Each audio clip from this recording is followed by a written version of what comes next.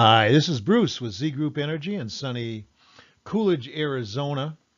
It is January 9th, 2018.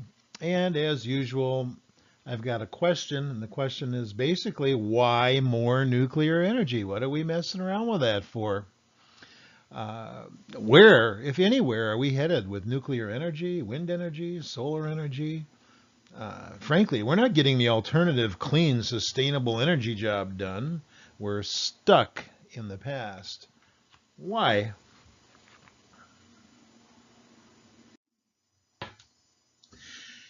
You know, if you may recall in August 1977, that's 41 years ago, President Jimmy Carter signed the Department of Energy Organization Act into law, creating the U.S. Department of Energy, the DOE. Now, ostensibly, the DOE mission was to bring about U.S. energy independence after the 1973 oil crisis debacle, which most Americans back in the day hoped to never see repeated. Some of you younger folks, of course, didn't live through that, and the long lines and blah, blah, blah. Now, unfortunately, U.S. energy independence, near as I can tell, has never really been attempted, much less achieved. I mean, on the heels of now more than 40 years of failed DOE, Department of Energy promises by every presidential administration since President Carter, we have the Department of Energy spending more than 30 billion tax dollars annually, but surprise, surprise, no promised energy independence in sight. Now, apparently, this failed status quo has been the best our best can do for 4 continuous decades. Spilt milk, I guess. Water under the bridge, as they say. Now, clearly, we can all see and understand that we can't build a sustainable energy future with spilt milk, can we? No sense crying about the past. Our energy future can only be constructed atop today's vision. Now, fortunately, and finally, circa January 2018, just 1 year after President Donald Trump took office, swimming upstream against a raging current of opposition and opposing agendas, it looks like the Trump administration team is fully committed to U.S. energy independence, showing evidence, it appears, to me anyway, of its vision for the U.S. becoming a premier energy exporting nation, including liquefied natural gas exports, which we haven't done in the past. Now, this is beyond wonderful, isn't it? Not only for the United States, but for the energy-hungry world. Cost-effective energy is a major ingredient for any developing nation's recipe for financial independence and citizen opportunity. Thank you, President Trump, and your administration for taking this challenge on. Now, hopefully, President Trump's administration will be wildly successful. This would remedy much of today's near-term energy needs in the U.S. by creating a revitalized economic foundation for America's future contributions to the world, as well as here at home. It also potentially creates the necessary fossil-fueled financial capital basis, we can't get it from anywhere except fossil fuel, for significant investment in the U.S. clean energy future, should we choose to make use of this opportunity. Now, hopefully, the Trump administration will take notice and make better use of this now convenient opportunity to secure a clean energy future than have previous administrations.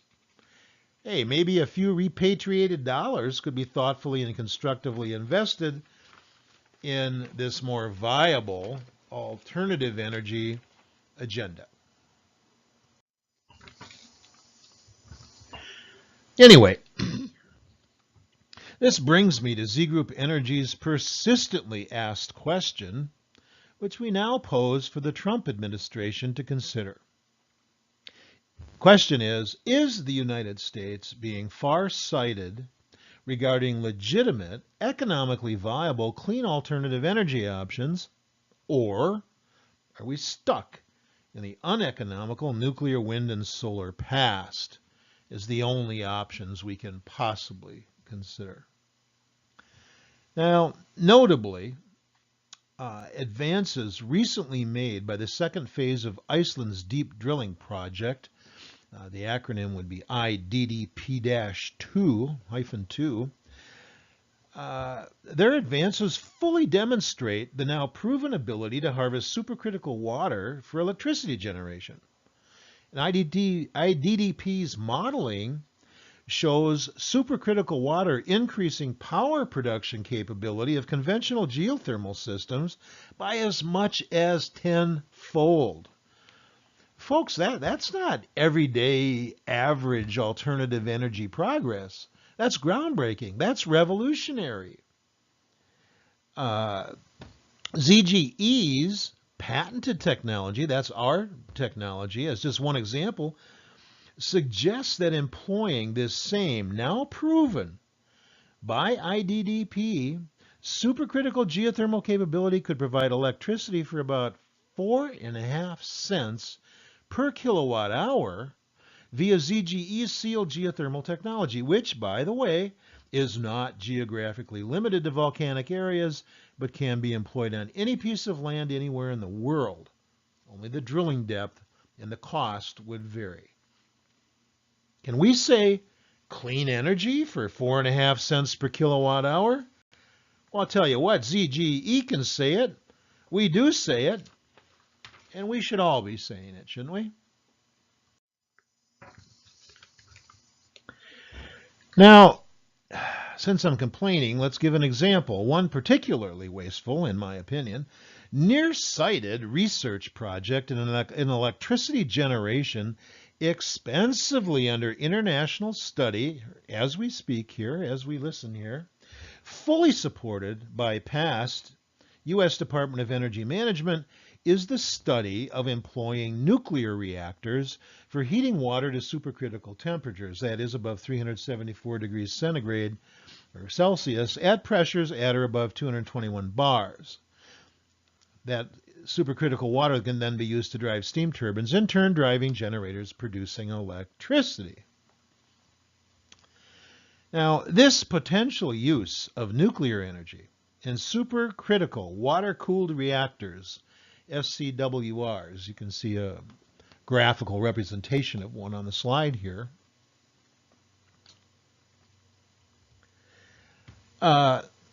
This has been expensively studied for more than 15 years now in 10 countries around the world, including the United States, and it's still being studied.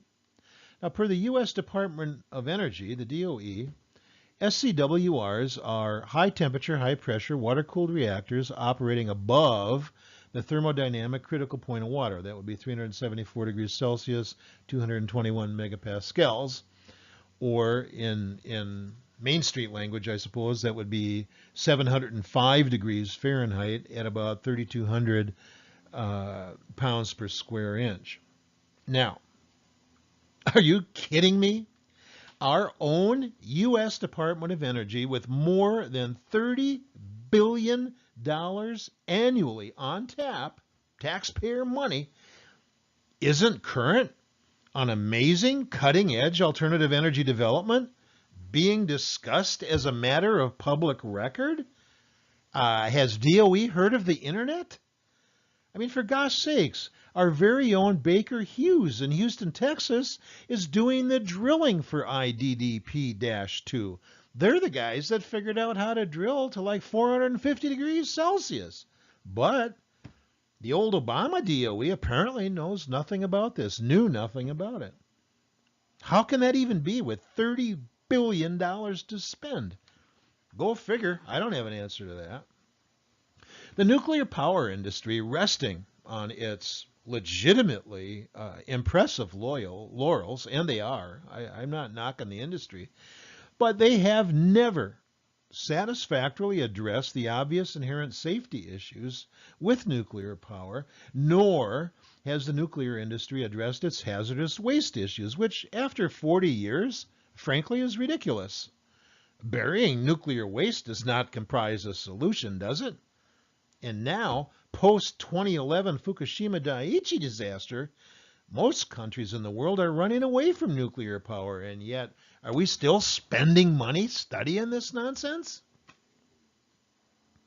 Given the world's frightened reaction, a justifiably frightened reaction, to still radioactively leaking Fukushima, why have 10 countries been researching costly nuclear waste generating technologies for more than 15 years to produce supercritical water for electricity generation, among other things, when they could simply go on the internet, get with the Google, and visit the Z Group Energy website.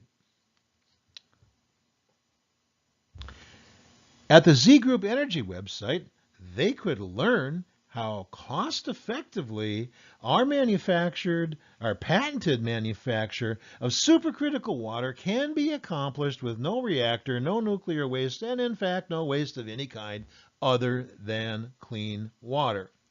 Now, I'll also mention that visiting Z Group Energy's website is free, by the way. It doesn't cost $30 billion a year to go there and learn stuff.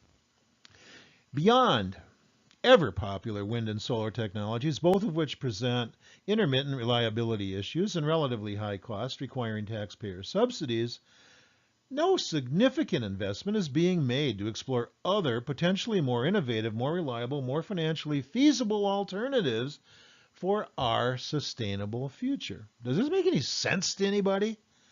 Is this the best 7.5 billion people on Earth can do? Well, I doubt it. And I don't accept it. Not at all.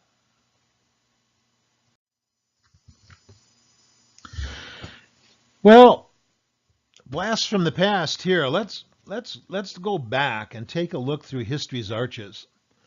And let's see if we've been able to walk and chew gum at the same time in the past, because I'm pretty sure we have already demonstrated that ability. Why we're not doing it today, I don't know. If you know, pop me an email and let me know.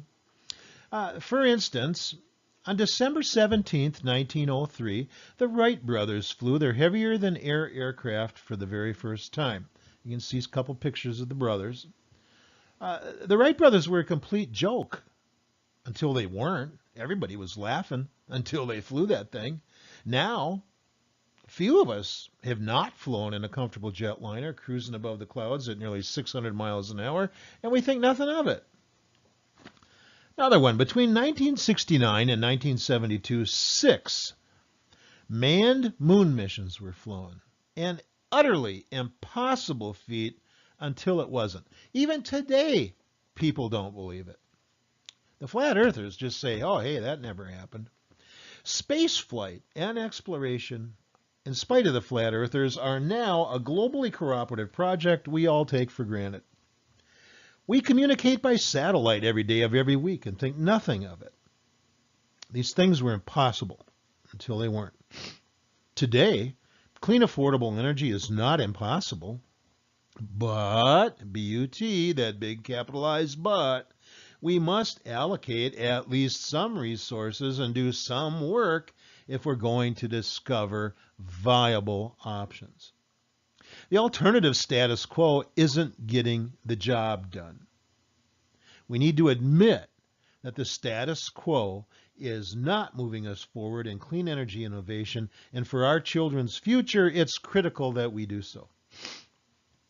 Now, coal, natural gas, and nuclear-fueled electricity generation have been and are wonderful. I mean, come on, my personal lifestyle is admittedly fantastic, at least in part due to these incredible technologies.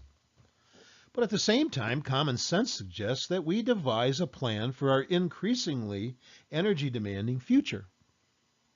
In turn, demanding that we explore options beyond today's nuclear, wind, and solar status quo. Like the Boy Scout motto says, be prepared. Are we prepared? I would say no, not yet. At Z Group Energy, we're engaged now, today, in developing our patented technology for sealed geothermal manufacture of clean supercritical water for electricity production at a levelized cost of energy at or below 4.5 cents per kilowatt hour. This technology can be used anywhere. Viability of the ZGE supercritical technology is already being proven in real time by the second phase of conventional geothermal, though supercritical, nature of the Iceland Deep Drilling Project, IDDP2, that we just talked about. Now, why are other countries, why is the United States not exploring this untapped potential being showcased by Iceland's creativity? The sealed ZGE system's only byproduct emission is clean water. So here we have just one cost-effective, clean energy alternative that can be used anywhere, not just when the sun shines or when the wind blows. Now, how many other technologies are out there waiting to be explored? We don't know because nobody's looking, are they?